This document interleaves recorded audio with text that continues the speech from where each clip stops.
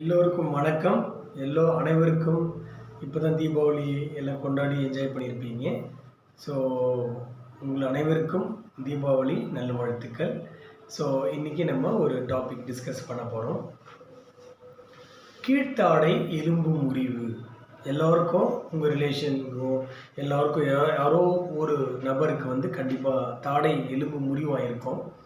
இது எதனால் நடக்குது, இது தாடை எலும்பு முறிவுனா என்ன, நம்ம என்னென்னலாம் ப்ரீகாஷன்ஸ் எடுத்துக்கணும் அப்படின்றது ஒரு ஜென்ரல் பப்ளிக் அவேர்னஸ் க்ரியேட் பண்ணுறதுக்கு தான் இன்றைக்கி ஒரு டிஸ்கஷன்.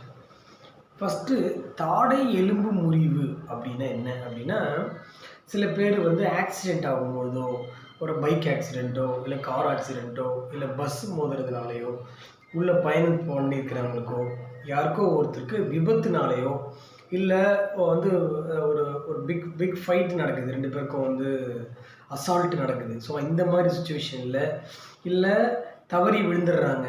ஸோ ஏதோ ஒரு விதத்தில் அவங்க கீழே விழும்பொழுது அவங்களுக்கு முக எலும்பு உடையுது. அப்படி உடையும் பொழுது முக்கியமாக பார்த்திங்கன்னா கீழ்த்தாடை எலும்பு முறிவாகும். ஸோ இன்றைக்கி கீழ்த்தாடை எலும்பு முறிவை தான் டிஸ்கஸ் பண்ண போகிறோம். கீழ்த்தாடை உடஞ்சி கீழே விழுந்த உடனே என்ன ஆகும்னு பார்த்தீங்கன்னா, முதல்ல வீக்கம் வந்துடும். கீழ்த்தாடையில் இந்த முன் எலும்போ இல்லை இதனுடைய சைடு எலும்போ இந்த எலும்போ உடையும் பொழுது, அதாவது பார்த்திங்கன்னா இப்போது இதை பாருங்கள். ஸோ இதுதான் கீழ்த்தாடை மேல்தாடை. சிம்பிளாக எக்ஸ்ப்ளனேஷன் பண்ணிடலாம் உங்களுக்கு. ஸோ இப்போ இந்த கீழ்த்தாடை உடையுதுன்னு வச்சுங்களேன். இந்த தாடையில் ஆக்சுவலாக எலும்புகள் உங்களுக்கு இப்போ இருக்குது, கீழே எலும்புகள் இருக்குது, மேலே பற்கள் இருக்குது, நல்லா தெரியும். இதை பார்த்திங்கன்னா வாய் முக அறுவை சிகிச்சை பண்ணவர் தான் இதை ஆக்சுவலாக பண்ண முடியும். சில பேர் சொல்லுவாங்க பிளாஸ்டிக் சர்ஜன்ஸ்லாம் பண்ணுவாங்க அப்படின்னா, அந்தளவுக்கு அவங்களால ப்ராப்பராக பண்ண முடியாது. ஏன்னு கேட்டிங்கன்னா, இந்த டென்டல் ஃபுல்லாகவே அவங்க படிக்கிறாங்க. ஓகே, பல் மருத்துவராக படிச்சுட்டு அதனால் வர ஃப்ராக்சரை இந்த டீத்தை ஒரு கம்பி மாதிரி வச்சு கட்டிடுவாங்க. ஏன்னா இந்த தாடையில் இந்த டீத்தெல்லாம் இருக்கிறதுனால அவங்க டீத்தை கம்பி வச்சு கட்டும்போது இந்த தாடையே உங்களுக்கு ஒன்றாயிடும்.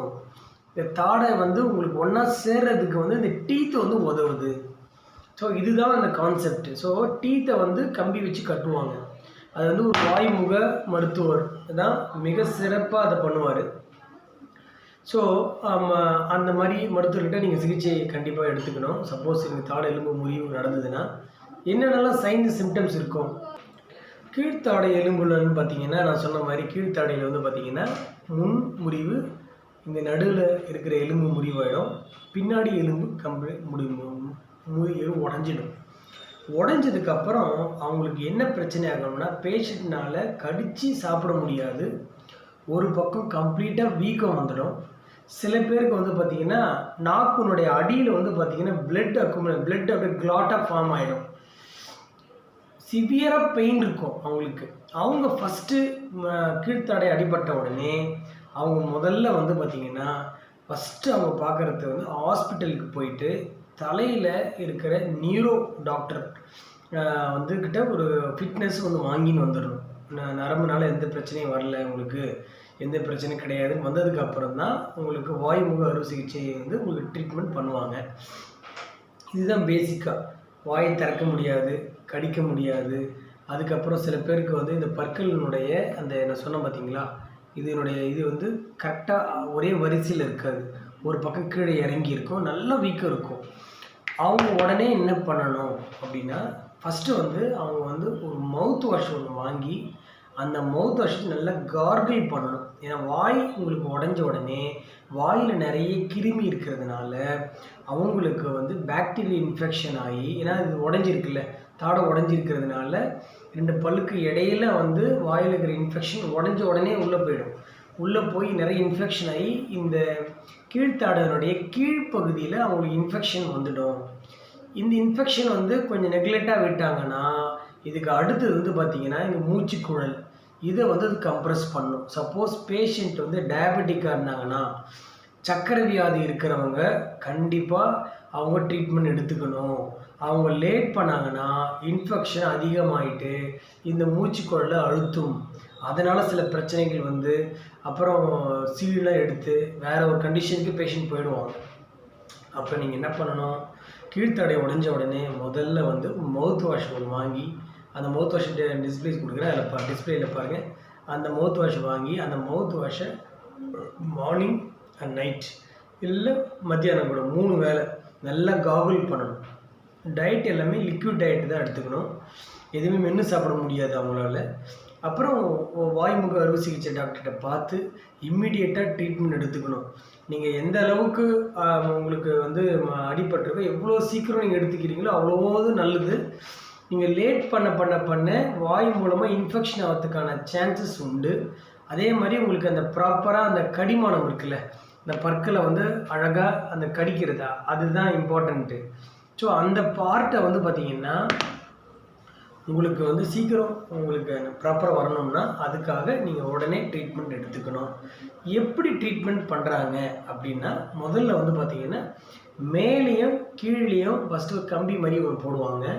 போட்டுட்டு எலாஸ்டிக்ஸ் மூலமாக கீழ்த்தாடையை மேல் தாடையை ஜாயின் பண்ணுவாங்க. இது ஜாயின் பண்ணதுக்கப்புறம் அவங்க கடிக்கிற இந்த ப்ராப்பராக அந்த கடிமானம் ப்ராப்பராக அப்படியே அக்ளூஷன் வந்துடும். அக்ளூஷன் வந்ததுக்கப்புறம் இன்டர்மேக்ஸிலரி ஃபிக்சேஷன் அப்படின்னு சொல்லிட்டு இப்போ ஜாவை வந்து ஸ்டெபிலைஸ் பண்ணுவாங்க. இப்போ ஜாவை வந்து உடஞ்சிடுச்சு, இந்த மேல் தாடை உடையலைன்னு வச்சுக்கோங்க. இப்போ மேல் தாடை உடையலைன்னா கீழ்த்தாடையை உடைஞ்சதை வந்து உடையாத பகுதியோடு சேர்த்து கட்டிடுவாங்க. ஸோ உங்களுக்கு எப்படி நீங்கள் கை கால்லாம் வந்து உங்களுக்கு அடிபட்டதுக்கப்புறம் அதை இப்போ ஸ்டேபிளாக அதை ஸ்டெபிலைசேஷன் பண்ணுறாங்க, அதே மாதிரி தான் லோவர் ஜாவையும் அப்பர் ஜாவோட ஸ்டெபிலைஸ் பண்ணிடுவாங்க. அதனால் அது அப்படியே ஒரு 8 வாரம் அப்படியே உங்களுக்கு இருக்கும். ஸோ குறைஞ்சது வந்து பார்த்திங்கன்னா 2 வாரம் வாயை கட்டி வச்சுட்டு அதுக்கப்புறம் வந்து பார்த்திங்கன்னா அதான் இன்டர்மேக்ஸிலரி ஃபிக்சேஷன் சொல்லுவாங்க. அதுக்கப்புறம் பார்த்திங்கன்னா உங்களுக்கு அதுக்கு முன்னாடியே உங்களுக்கு சர்ஜரி வாய் வழியாகவே வாயினுடைய உள்பகுதியிலே சர்ஜரி பண்ணுவாங்க.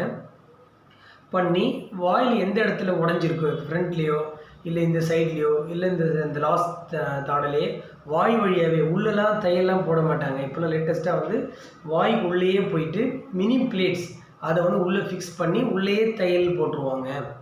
போட்டு வாயை நல்லா 2 வீக்ஸுக்கு அப்படியே ஐஎம்எஃப்லேயே வச்சுருவாங்க. 2 வீக்ஸ் கழித்து பார்த்தீங்கன்னா ஐஎம்எஃப் ரிலீஸ் பண்ணிவிட்டு ஆக்டிவ் மவுத் ஓப்பனிங் கொடுப்பாங்க. வாய் இந்த இவ்வளோ தான் ஓப்பன் ஆகும். அப்புறம் கொஞ்சம் கொஞ்சமாக மவுத் ஓப்பனிங் நல்லா பண்ணி கடைசியில் 3 ஃபிங்கர் நல்லா வாய் நல்லா திறக்கிற அளவுக்கு பண்ணிடுவாங்க. பண்ணதுக்கப்புறம் ஒரு 1-2 மந்த் 3 மந்த் சாஃப்ட் டயட்லேயே பேஷண்ட் இருப்பாங்க. அதுக்கப்புறம் மேல் தாடையில் இருக்கிற கம்பியை கீழ்த்தடை கம்பியில் எடுத்து நார்மலுக்கு வந்துடும்.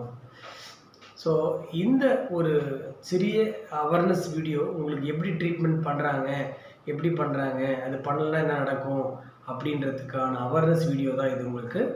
ஸோ இதுக்கு அடுத்த வீடியோ வந்து மேல் தாடை முறிவு, முக எலும்புகள் எப்படிலாம் உடையுது, அதுக்கு எப்படிலாம் ட்ரீட்மெண்ட் பண்ணுறாங்கன்ற ஜஸ்ட் ஒரு விழிப்புணர்வு உங்களுக்கு ஏற்படுத்துறதுக்காக தான் இது நாங்கள் பண்ணியிருக்கோம். Okay, thank you.